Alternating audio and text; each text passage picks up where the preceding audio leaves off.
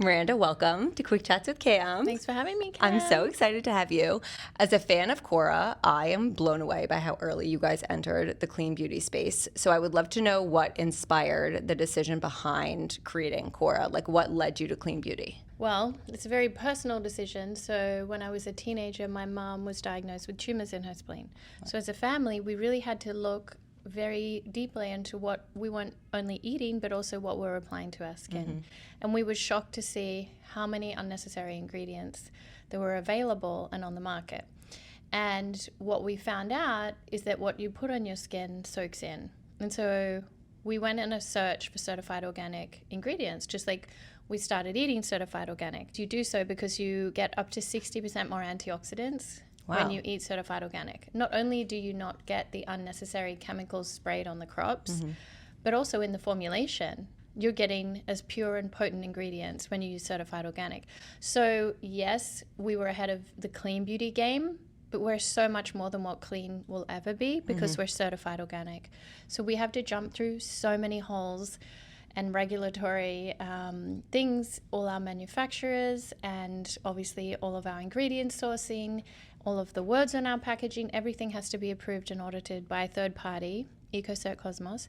And not only that, we're also a climate neutral brand. So it's incredible. And as you said, it's like this has been like a 19-year journey for me. And I really, truly believe with all of my heart that healthy skin is the most beautiful skin. I mean, I can tell you right now, looking at your skin is freaking stunning. So the products work. You guys have quite an extensive SKU line. What would you say is the product you're the most proud of? Oof. It's like trying to pick a favorite child. I put my whole heart and soul into creating every single product for different needs specifically.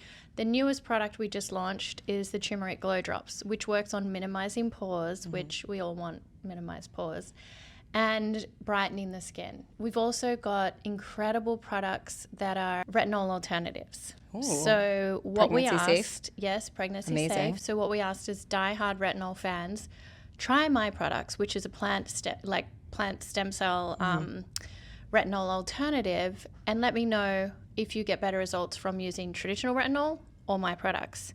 It was 85% came back and said they got better results using my products. Okay, well, I'm switching without over. The irritation, without the dryness, mm-hmm. and in a way that was super powerful, but good for all skin types. As someone who was such a famous model for so long, was there a defining moment where you knew you wanted to expand your career beyond modeling? I've always kind of had that business mindset, and I've learned so much of being in the industry for so long, from marketing and mm-hmm. campaigns and all the editorials and working with some of the most incredible makeup artists and hairdressers and whatnot. And I learned a lot of tips on how to prep your skin. Mm-hmm. And so I applied a lot of that knowledge into my own business, and I get to work with some of the best chemists in the world and give them the feedback that I've learned and incorporate their feedback, and then incorporate the knowledge that I've gathered from becoming a health coach and studying nutrition. And so it's been really fun to create products and use ingredients that are good for you internally and also externally. Mm-hmm. So that's what we really should be aware of. And when you're pregnant, they try to say to you, be aware of that. But we shouldn't only be aware of that when we're pregnant. This is something we should be aware of at all times. I was thinking about that the other day, actually, because I had to change out my whole skincare when I was pregnant.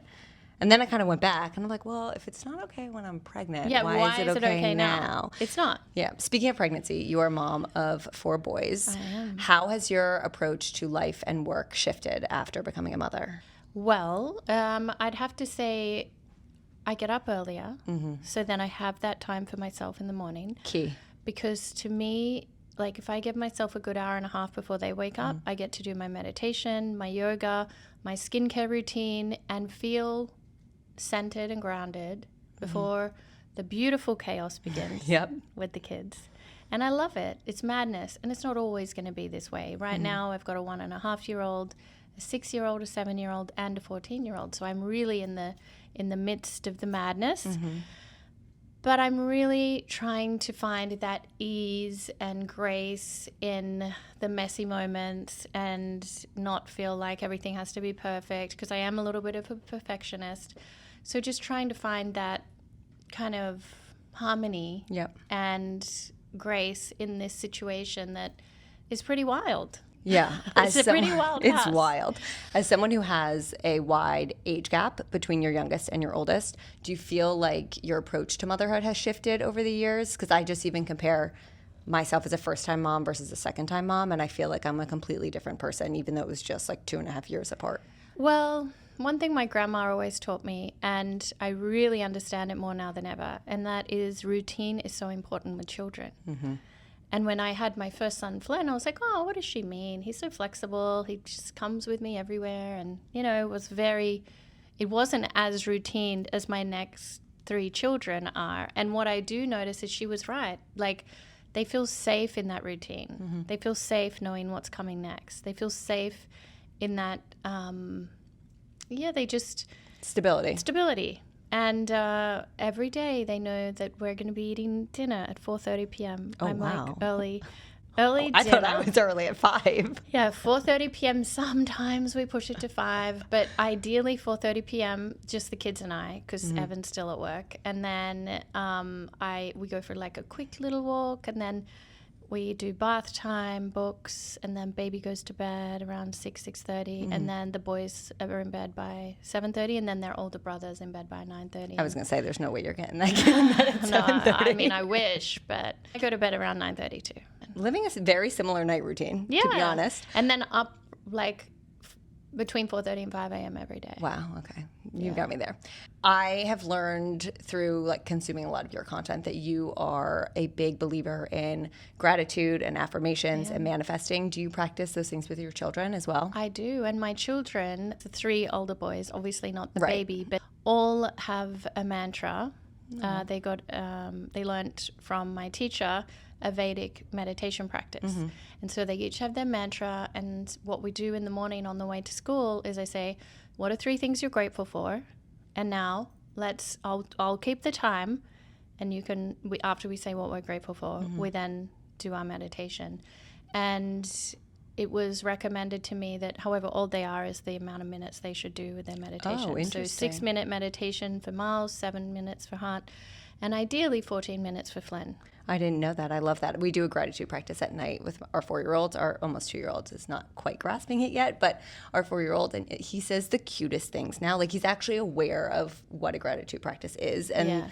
I just want to record every single time he says them, because So I'm like, cute. you're utterly perfection. And then at nighttime, like, because we pray before we eat, Okay. just to have gratitude for Yeah. our meal and to bless the food and bless all the people in the world that need, God's help. And that is something that they really enjoy. And then we say prayers before bed as well. But in addition to that, we talk about what was your rose for the day, what was your thorn, and then sometimes they're like, but I have a little bud as well. I love the bud. Yeah. I love the bud. It's like we do grateful and excited. So the excited is kind of the bud. Yeah. From an outsider's perspective, you seem to have a very strong co-parenting experience with your Yes. oldest son. I would love any advice you have for people who are on the co-parenting journey. Well, I think at the end of the day, we're all human. And if it's not working for you and your partner, and the best thing in the interest of the family is for you to not be together, right? And you've made that decision consciously as a couple, then I really feel like being respectful to each other is so important, and giving each other the love and respect that I believe every human deserves, because you're going to be family no matter what if you have children together. And the more harmonious it can be between the two of you, the more harmonious it is for the child or children. And to me, that's the ultimate goal, is just have harmony within the family. And I think forgiveness is key. Forgiving yourself, forgiving others, being kind to yourself, being kind to others is so important. And that is just transformational when you can forgive someone for something they've done that may have upset you, and forgive yourself for something you may have done. Then I think it helps start that clean slate and then move forward. And if ideally they can do that same forgiveness, like I forgive you, please forgive me, let's forgive each other, let's be at peace with each other, let's be at peace with ourselves, let's love each other, let's love ourselves, thank you God, amen. Yeah. That's like a good start. It's very impressive, and I'm sure your child is incredibly grateful. I want to do a few fast questions, okay? Yeah. Favorite wellness trend right now? I mean, I don't know if it's a trend, but I'm obsessed with my Aura ring. Okay. We can call that a trend. It's I love newer. like tracking data. I also love like red light therapy. Me too. Yeah. I'm big on my red light mask. Coffee or matcha? Coffee. Most underrated parenting hack? Unconditional love. Oh, I love that. Go-to form of self-care? Massage. Yes. What is something people would be surprised to learn about you? That I'm like quite silly, funny. I was going to say, just from being with you for the past 20 minutes, you're very, very fun. Thanks. Most vivid memory from the modeling days? I remember going to the casting for Victoria's Secret fashion show, and I was so nervous, and I was trying to pump myself up. So I was playing Eminem, Lose Yourself. The best. And I was just like, you've got this. Come on, you can do it. I had Eminem on my side, I was just like going for it. That song was such a moment. It was. Best parenting advice you've ever received? I'd have to say probably to maintain the routines with the children, because they really thrive in a routine environment. One item that you'll never leave the house without? My cell phone. Fair. Your holy grail skincare product? Well, that's hard to say because I love them all, but I'm obsessed with the turmeric mask. I use it like literally almost every day in the shower, and so does my husband. We have these little kits right now. It's the Glow and Go kit. And so it's the turmeric scrub, which I believe is like a facial in a tube, and then a little mini Noni Glow face oil. Amazing. So I think together you've got that Glow and Go going on, and it's perfect. Yeah, it's a great gift for the holidays. Okay, well, everyone's shopping early. I am. Thank you so much for coming on here. This was so great. And as a huge Kora fan, I am going to, I said this to Chloe earlier, I'm going to switch out all of my products. Oh, because well, I've got a bag especially when for I was you. researching, I was like, no, I need to be better about my clean skincare. So thank you for everything that you're doing and for coming on. Thank you for having me.